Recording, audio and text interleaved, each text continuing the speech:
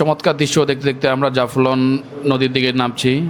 এটাকে পিয়াইন নদী বলে লোকালরা, ইন্ডিয়ার দিকে এটাকে বলে ডাউকি নদী, এটা জাফলং নদী নামেও পরিচিত।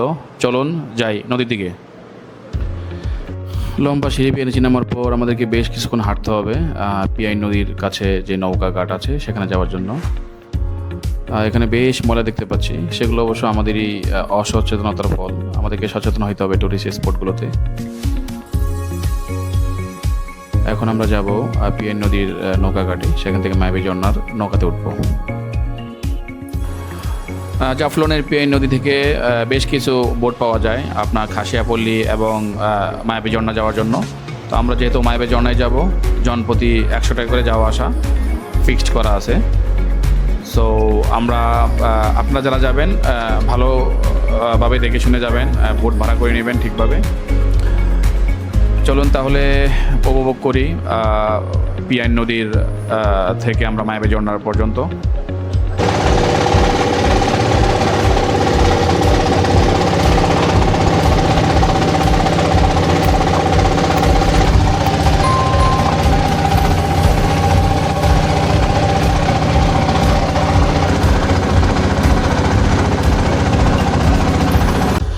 জনপ্রতি 100 টাকা নৌকা ভাড়া দিয়ে চলে আসলাম মায়াবী ঝর্ণা স্পটে।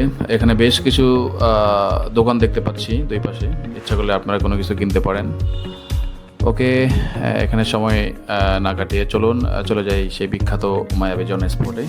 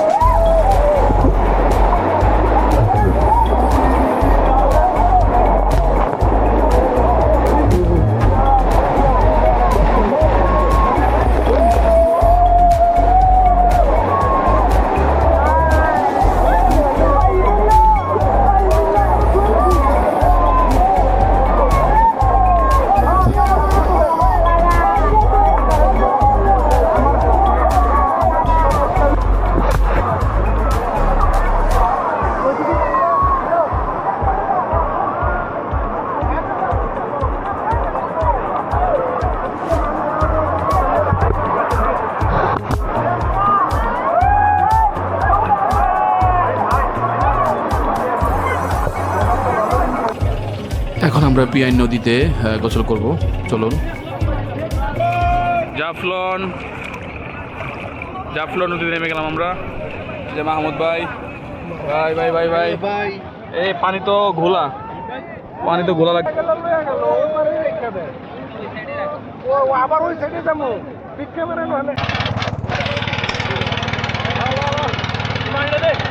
আমরা এখন আছি জাফলং নদী নাকি? হ্যাঁ, দেখি জাফলং নদী নাকি?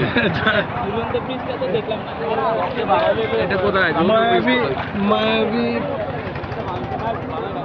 কি অনুভূতি? আমি তো প্রথমে ঝর্ণায় যাই নাই, কিন্তু গিয়ে তো পুরা অবাক।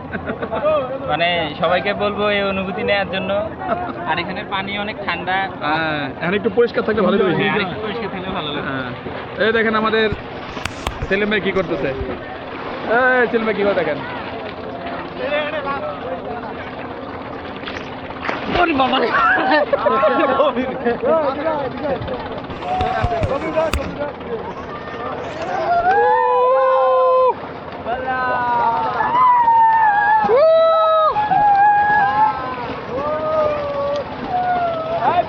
এই দেখেন ওই পাশে হলো এই যে ওই পাশে হলো মেঘালয় রাজ্য আর এই পাশটা হলো বাংলাদেশ। তো আমরা এখন বাংলাদেশ পর্যায়ে আছি। ও এই যে আমাদের কালাম ভাই কিছু বলেন ডুবন্ত অবস্থায়। খুবই এনজয় করতেছি এবং খুব ভালো সময় কাটছে আমাদের। ঠিক হয় নাই, ওটাই ভালো ছিল। আরে ভাই সব সময় তো এক থাকবে না, হ্যাঁ এটাই বুঝলেন নাই?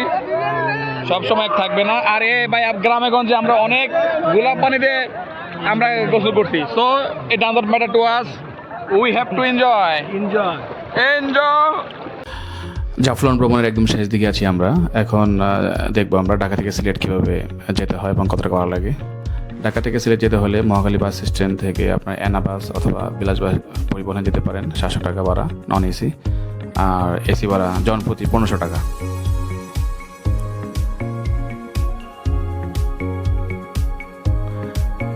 অন্যদিকে আমরা ঢাকা থেকে সিলেট যাওয়ার পরে সিলেট থেকে জাফলং যাওয়ার পথে সিএনজি অথবা লেগুনা যাওয়া যায়। সিলেট থেকে সরাসরি বাস আছে। লেগুনা পরে আপনারা ভাড়া বসিয়ে নেবেন 2000 থেকে 2500 টাকা।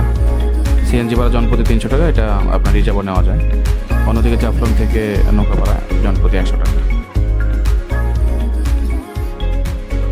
আমাদের জাফলং ভ্রমণ আপনাদের কাছে কেমন হলো সেটি কমেন্টের মাধ্যমে জানাতে পারেন।